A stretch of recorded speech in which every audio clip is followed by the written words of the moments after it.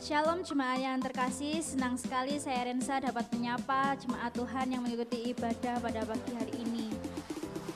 Saya akan menyampaikan informasi seputar GBT Home yang perlu diperhatikan sebelum ibadah dimulai, yaitu yang pertama, ibadah onsite diadakan setiap hari Minggu pukul 6:30 pagi di gereja GBT Home.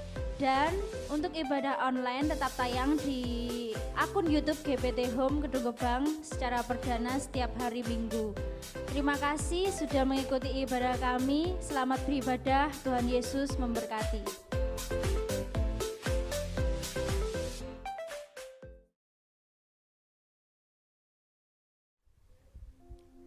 Shalom, jemaat yang terkasih dalam Tuhan. Dimanapun kita berada, baik susah maupun senang, marilah kita tetap selalu bersyukur atas apa yang telah Tuhan berikan kepada kita. Mari kita naikkan pujian, sembah dan syukur hanya untuk Tuhan kita Yesus Kristus. Kita undang Roh Kudus untuk masuk bersama kehadirat kita Tuhan.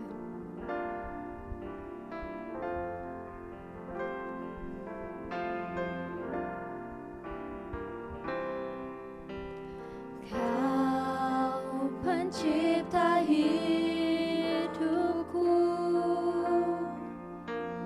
Kau melihara jiwaku, Kau layak terima segala pujian, ku naikkan syukurku.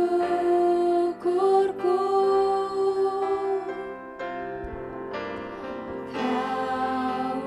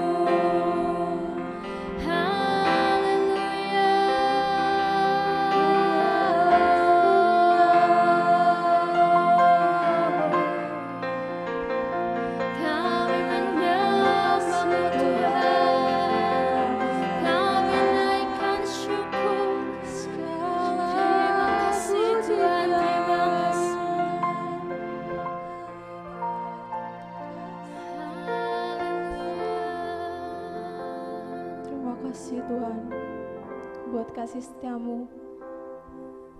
Biarlah kami selalu merindukan-Mu Tuhan Yesus.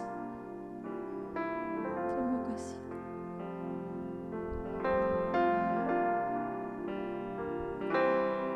Hatiku mau menyembah-Mu, jiwaku merindukan Yesus. Hanya Kau Tuhan dan Rajaku, ku sembah Kau Allahku. Ku rindu melayani-Mu, ku suka senangkan-Mu Yesus. Hanya Kau kuat dan harapku, ku sembah Kau selamanya. Ku sembah Kau Yesus, ku sembah Kau segenap hatiku dan kekuatanku. Ku rindu menyembah-Mu Yesus. Ku sembah Kau Yesus, ku sembah Kau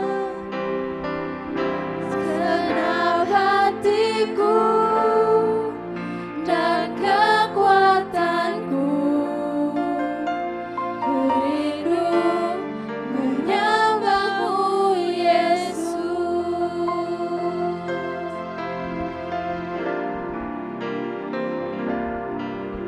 Hatiku mau menyembah-Mu, jiwaku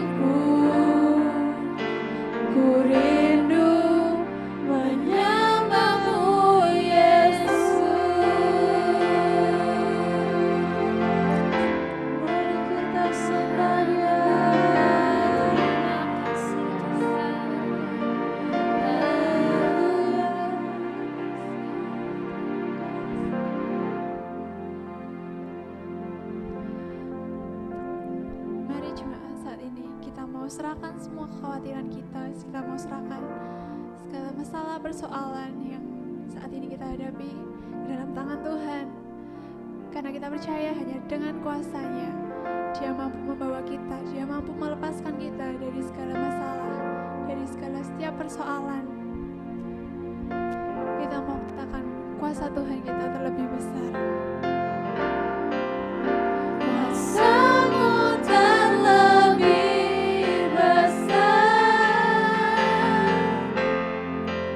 Tuhanku terlebih besar, tak pernah terlambat janji-Mu ya Tuhan, menolong hidupku. Kuasa-Mu terlebih besar, Tuhanku terlebih besar, tak pernah terlambat janji-Mu ya Tuhan, pulihkan hidupku.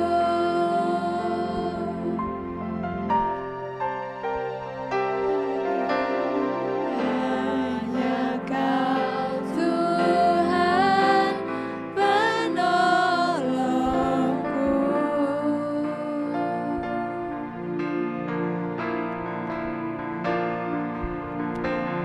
yang selalu setia bersamaku.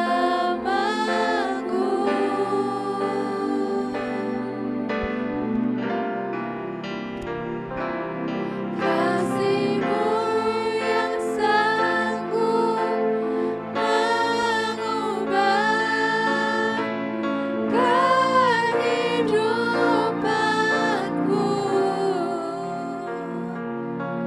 Sungguh ku berserah,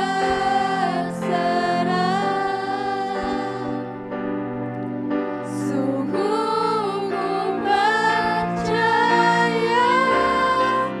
kuasa-Mu terlebih besar,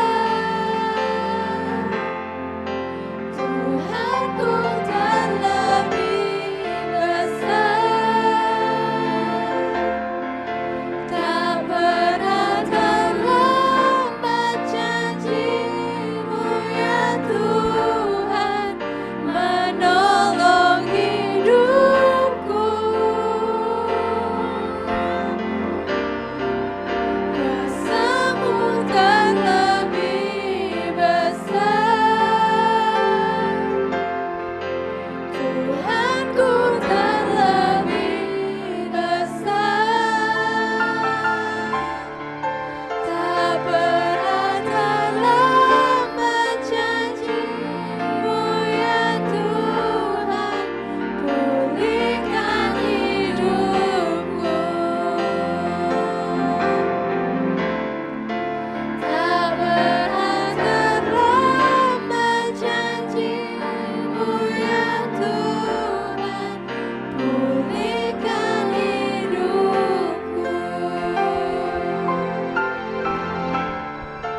Tak pernah terlambat janji-Mu ya Tuhan, pulihkan hidupku.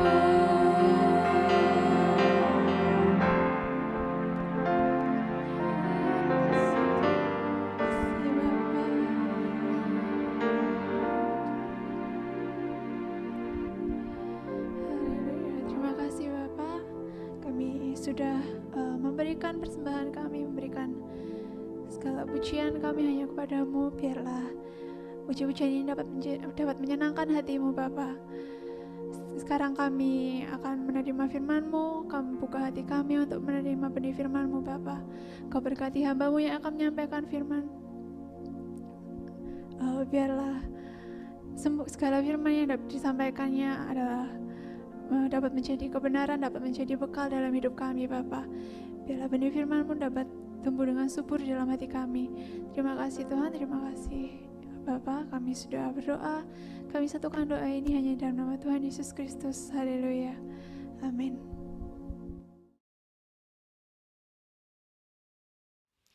Shalom Bapak Ibu sekalian, dikasih Tuhan Yesus Kristus, damai sejahtera dan sukacita ada pada kita sekalian. Puji Tuhan, kita akan mendengarkan firman Tuhan pada saat sekarang ini dengan judul keberhasilan. Ya. Kita baca dalam Mazmur pasal 1 ayat 2 sampai 3. Mazmur pasal 1 ayat 2 sampai 3.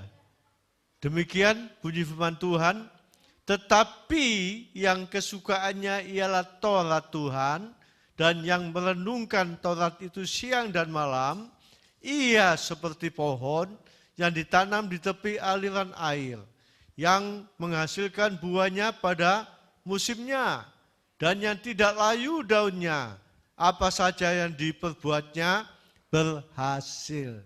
Amin. Puji Tuhan, Bapak Ibu sekalian. Tentunya kita semuanya ingin mencapai keberhasilan dalam segala bidang. Tidak hanya satu bidang, dua bidang saja, tapi keberhasilan dalam segala bidang. Ya, berhasil itu artinya tidak gagal, sukses selalu.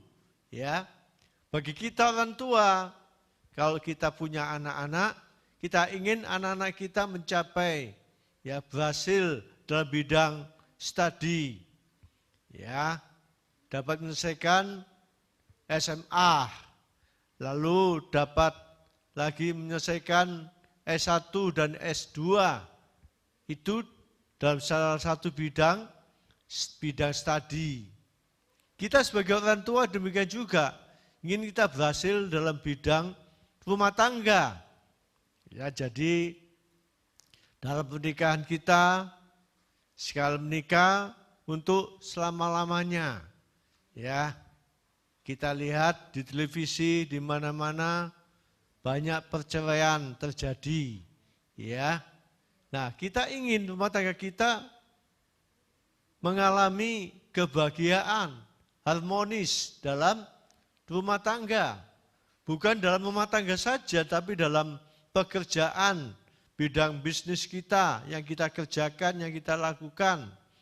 Supaya juga dapat berhasil, ya, sekalipun zaman bertambah sulit, ekonomi, ya, tidak dapat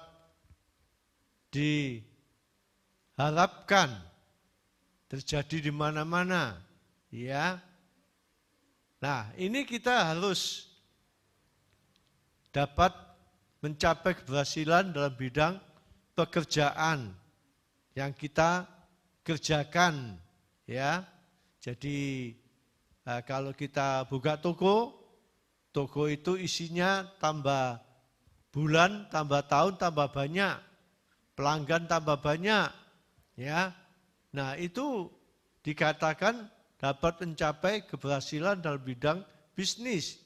Bekerja demikian juga, tidak hanya bekerja dalam waktu yang pendek, hanya 1 bulan, 1 tahun, tapi kita bekerja, kita harus dapat menekuni pekerjaan yang kita kerjakan, ya, itu sampai tahan lama. Kita harus dapat kerjakan. Dalam bidang pelayanan juga, ya, kita sebagai anak-anak Tuhan ambil bagian dalam bidang pelayanan. Pelayanan apapun yang kita kerjakan di dalam gereja, kita juga demikian. Kita juga harus dapat berhasil dalam bidang pelayanan yang kita lakukan. Jadi tambah hari, bukan tambah turun, tapi tambah hari kita dapat bertambah-tambah dalam melayani Tuhan. Nah, keberhasilan tadi dikatakan seperti pohon. yang ditanam di tepi aliran air. Lalu dikatakan lagi yang menghasilkan buahnya pada musimnya. Apa saja yang diperbuatnya berhasil. Nah, kita juga seperti pohon ditanam di tepi aliran air. Ya, beda dengan pohon yang tidak ditanam di tepi aliran air. Kalau musim panas, musim kemarau datang, maka pohon itu akan kering daunnya, tidak menghasilkan buah. Tapi kalau pohon yang ditanam di tepi aliran air, dikatakan apa saja yang diperbuatnya dikatakan berhasil. Ya, berhasil. Puji Tuhan. Nah, di sini untuk mencapai keberhasilan, seperti tadi saya katakan, pohon ditanam di tepi aliran air. Ya, dia tidak akan mati dan kering daunnya, dan segala musim dia dapat mengeluarkan buah. Nah, demikian juga kita sekalian. Kalau kita ingin mencapai segala keberhasilan, itu dikatakan kita harus dekat dengan Tuhan. Ya.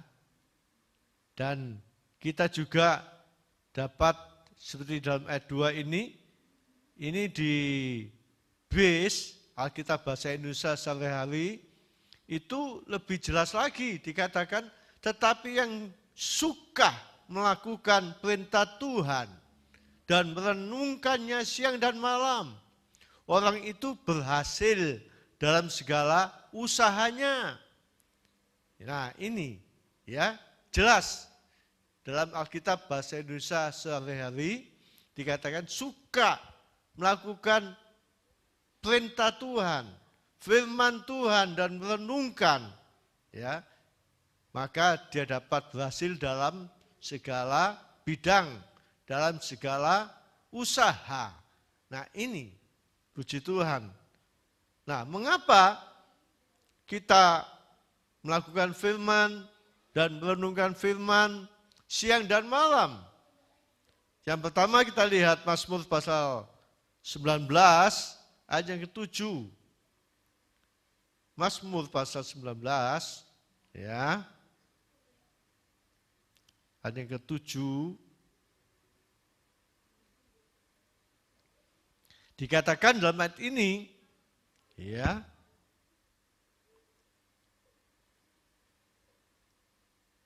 terjemahan baru dikatakan Taurat itu sempurna, menyegarkan jiwa. Tadi dikatakan kesukaannya melakukan perintah Tuhan, firman Tuhan, dan merenungkannya siang dan malam. Nah, mengapa kita melakukan firman Tuhan dan merenungkan siang dan malam? Dalam Mazmur pasal 19 ayat yang ke-7 atau 8 itu ya, dikatakan Taurat Tuhan itu sempurna. Sempurna. Ya. Nah, kita tahu sempurna itu tidak ada cacat celahnya, tidak ada kekurangannya. Memang kita harus menuju kepada kesempurnaan. Dalam Matius itu pasal 5 ayat 48 dikatakan haruslah kamu sempurna sama seperti Bapakmu yang di surga adalah sempurna. Kalau Alkitab firman Tuhan itu sempurna, tidak ada cacat celahnya, maka Alkitab yang kita kerjakan, yang kita lakukan, yang kita renungkan itu membawa kita semuanya menuju kesempurnaan.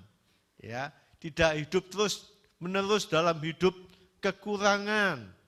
Ya, tapi hidup menuju kepada kesempurnaan. Sebab dalam Matius tadi dikatakan kamu harus itu mau enggak mau, senang enggak senang, ya. Itu harus kita sempurna. Sama seperti Bapak kita sempurna adanya, ya. Jadi sempurna itu artinya itu tidak boleh Alkitab itu kita tambahi. Kata-katanya kita tambahi. Kata-kata yang ditulis dalam Alkitab itu kita kurangi. Ya, kan ada kitab-kitab suci ya, itu dalam dunia ini di luar kekristenan itu dikurangi. Ada ditambahi. Ya. Nah, itu tidak boleh. Namanya sempurna itu apa yang sudah ditulis itu, ya itu kita miliki. Kita lakukan dalam kehidupan kita sekalian. Jadi Alkitab itu sempurna. Tidak ada cacat celanya, kekurangannya. Lebih itu dikatakan di dalam Wahyu 22 ayat 18-19 dikatakan tidak boleh kita tambahi dan kita kurangi. Ya. Kitab suci, Alkitab yang kita miliki. Sebab apa? Kalau kita tambahi Alkitab itu, maka Tuhan akan menambahi malapetaka. Menimpa manusia menambahi ya apa yang ditulis di dalam Alkitab itu. Kalau dikurangi demikian juga ya Tuhan akan mengambil dari pohon kehidupan. Ya. Nah, ini. Jadi kita tidak boleh menambahi, mengurangi. Ya. Namanya Alkitab adalah firman Tuhan. Ya dan amin. Ya, sempurna adanya. Nah, ini. Ya. Itu kita tahu bahwa Alkitab ini banyak sekali diterjemahkan bermacam-macam bahasa. Ada 518 bahasa ya ditulis ya di dalam Alkitab itu bermacam-macam bahasa dan bermacam-macam suku. Di Indonesia saja ada 40-an ya. Itu Alkitab menulis bermacam-macam suku, ada ya suku Aceh, Makassar, ya, ada suku Toraja, ya, suku Gorontalo, suku Batak, Sunda, Madura, Bugis dan lain-lain. Itu banyak sekali. Ya, tidak ada kitab suci yang dapat mengungguli, mengalahkan Alkitab yang kita punya ini. Ditulis bermacam-macam ya, suku, bermacam-macam bangsa, ya. Dalam bahasa Inggris ada berapa itu? Ada 10-an itu, ya. Nah, bahasa Indonesia kita punya juga demikian. Banyak sekali, belum suku-sukunya. Dulu saya punya Alkitab Perjanjian Baru, bahasa Madura. Saya punya itu. Ya. Nah, dan lain-lain banyak itu. Bahasa Batak juga banyak. Batak itu ada 3 macam itu. Ya. Nah, jadi kita lihat luar biasa Alkitab kita sempurna adanya ya di sini. Puji Tuhan. Dan kita tahu juga dapat menyegarkan, menyehatkan jiwa. Ya, jadi jiwa manusia itu tidak sakit, sehat, seger. Ya. Nah, ini kalau Alkitab, kitab suci kita sebagai orang Kristen sempurna itu dapat menyegarkan jiwa. Jiwa ini disegarkan. Karena tidak ada cacat celanya. Sempurna adanya. Dan setiap suku dapat mengerti. Sebab ada yang ditulis, diterjemahkan situ. Orang Sunda ngerti, orang Bugis ngerti, Papua ngerti, ya, ditulis bahasa sana, Manado mengerti. Nah, ditulis oleh penulis bermacam-macam suku, supaya setiap suku yang ada di Indonesia dapat mengerti, mengenal firman Tuhan yang dibaca itu, agar orang dapat melakukan, tidak dibaca saja, tapi dapat dilakukan, ya, dapat menyegarkan jiwa. Jadi jiwa kita tidak sakit, ya. Banyak orang jiwanya sakit. Nah, tapi kalau kita punya Alkitab, kitab suci, ya, itu yang sempurna, jiwa kita menjadi segar. Ya, puji Tuhan. Dan yang kedua, kita lihat sini, dikatakan dapat dipercaya. Nah ini, ya, peraturan Tuhan itu teguh.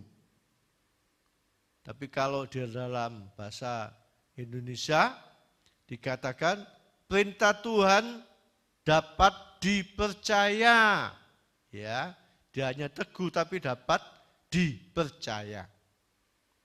Nah, jadi setiap pasal, setiap ayat, ya, setiap koma dan titik dalam Alkitab itu dapat dipercaya. Wah, ini luar biasa. Jadi yang ditulis itu dapat dipercaya. Baik nubuatan-nubuatan yang ada, baik janji-janji Tuhan yang ada. Ini dalam nubuatan, Tuhan Yesus pernah nubuat, sebelum dia sengsara mati dan bangkit pada hari ketiga. Itu ditulis oleh Alkitab. Ya, dia katakan ada 3 kali dengan murid-muridnya itu, supaya murid-muridnya dapat tahu bahwa dia menderita, dia mati salib, dan dia bangkit pada hari yang ketiga. Wah, ini ya. Jadi Alkitab yang kita punyai dapat dipercaya. Nah, kita juga demikian. Kita harus percayai apa yang ditulis dalam Alkitab. Kita percayai. Itu ya dan amin. Ya, itu akan terjadi dan dapat terjadi dalam kehidupan kita sekalian. Jangan kita bimbang dan ragu-ragu. Ya. Puji Tuhan. Dan dikatakan lagi di situ memberikan hikmat. Jadi Alkitab itu dapat dipercaya memberikan hikmat kepada kita sekalian. Dalam Kisah Rasul pasal 6, 9, dan 10 contohnya Stefanus. Saat dia berdebat dengan orang Yahudi dalam jumlah yang banyak dari bermacam-macam tempat berdebat, ya, dan tidak ada satupun yang dapat mengalahkan Stefanus karena ditulis dalam ayat itu Stefanus penuh hikmat Tuhan dan Roh Kudus menyertai dia. Nah ini ya bukti orang yang mendapatkan hikmat daripada Tuhan karena dia percaya firman yang dikatakan oleh Tuhan itu ya dan amin. Ya, puji Tuhan. Nah, yang ketiga dikatakan ayat yang ke-8. Titah Tuhan itu tepat, menyukakan hati tepat. Ya, tepat itu artinya betul, lurus. Ya, nah ini tepat. Nah, kenapa kau bisa tepat satu sama lain, walaupun penulisnya banyak? Karena penulis-penulis Alkitab itu, ya, diberikan petunjuk oleh Roh Kudus, hingga satu sama lain tidak bertentangan. Ya, tepat. Betul apa dikatakan oleh Alkitab itu. Sebab dalam 2 Petrus pasal 1 ayat 20 dan 21 oleh dorongan Roh Kudus berbicara atas nama Tuhan, penulis-penulis itu. Jadi apa yang dia tuliskan itu tidak salah, tepat. Ya. Puji Tuhan. Di sini dan dikatakan juga menyenangkan hati manusia senang. Ya. Kalau tahu firman Tuhan itu tepat, betul. Ya. Haleluya. Sebab dalam Amsal pasal 15 ayat 13 dikatakan hati yang gembira membuat muka berseri.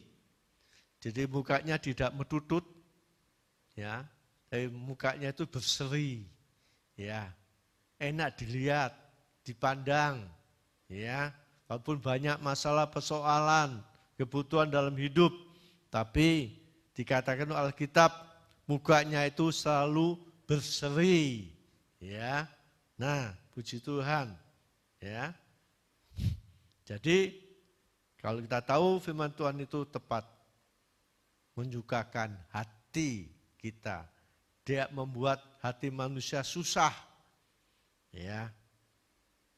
Senang, gembira hati kita. Dan yang terakhir dikatakan sini, ayat yang ke-8, perintah Tuhan itu murni, membuat mata bercahaya. Ya. Jadi murni itu artinya tidak campur dengan unsur-unsur yang lain. Ya, kitab suci kita itu tidak sama dan kitab suci yang di luar Kristen. Ya. Tidak campur dengan yang lain, dengan politik, ya, dengan keduniawian, ya, tidak dapat dicampurkan, diaduk jadi satu.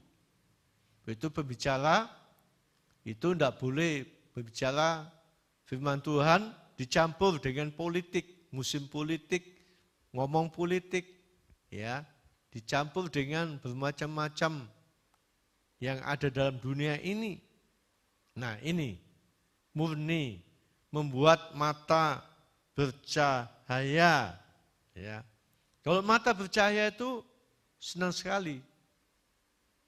Ya, Bapak Ibu sekalian, artinya tidak tidur, tidak mati. Ini dalam Mazmur 13 ayat 3-4, tidak tertidur dan mati. Musuh tidak dapat mengalahkannya. Ya. Itu tulis Mazmur pasal 13 itu. Ya. Puji Tuhan. Kita baca Mazmur pasal 13 di sini.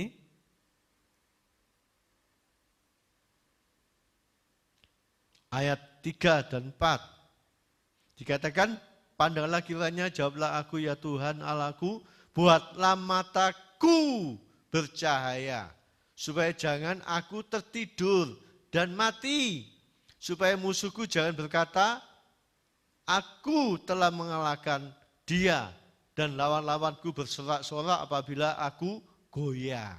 Nah ini, mata bercahaya, artinya supaya kita tidak tertidur rohani kita, mati rohani kita. Ya, puji Tuhan, itu membuat mata kita bercahaya. Ya, puji Tuhan. Sebab perintah Tuhan itu murni adanya. Nah, puji Tuhan.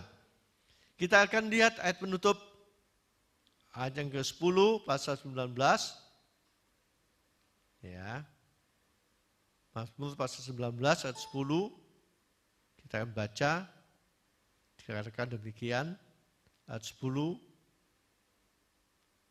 Lebih indah daripada emas, bahkan daripada banyak emas tua, dan lebih manis daripada madu, bahkan daripada madu tetesan dari sarang lebah. Ini firman Tuhan.